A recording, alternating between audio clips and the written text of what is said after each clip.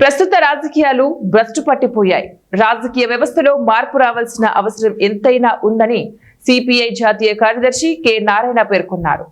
CPI మాజీ జాతీయ ప్రధాన కార్యదర్శి కామ్రేడ్ దివంగత సురవరం సుధాకర్ రెడ్డి సంస్కరణ సభ కర్నూలు జెడ్పీ సమావేశ భవనంలో శుక్రవారం జరిగింది.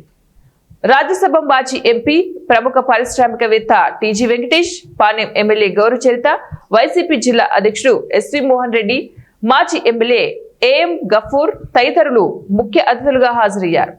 ఈ సందర్భంగా కె నారాయణ మాట్లాడుతూ కర్నూలు జిల్లాతో సురవరానికి విడదీయరాని అనుబంధం ఉంది. ఎన్నికల ముందు మేనిఫెస్టోలు రాసుకునే రాజకీయ పార్టీలు అధికారంలోకి వచ్చాక వాటిని పక్కన పడేస్తున్నాయి. మేనిఫెస్టో పక్కాగా అమలు చేయాలి. సురవరానికి సీఎం చంద్రబాబుతో కూడా మంచి సాన్నిహిత్యం ఉండేది. రాజకీయ ప్రత్యర్థి తప్ప వ్యక్తిగతంగా విభేదాలు లేవని వివరించారు. మాజీ ఎంపీ, ప్రముఖ పారిశ్రామికవేత్త టీజీ వెంకటేష్ మాట్లాడుతూ కమ్యూనిస్టు నాయకులను చూస్తే తనకు భయం ఉండేదని, అయితే సురవరంను చూస్తే ఏమాత్రం భయం ఉండేది కాదని అన్నారు.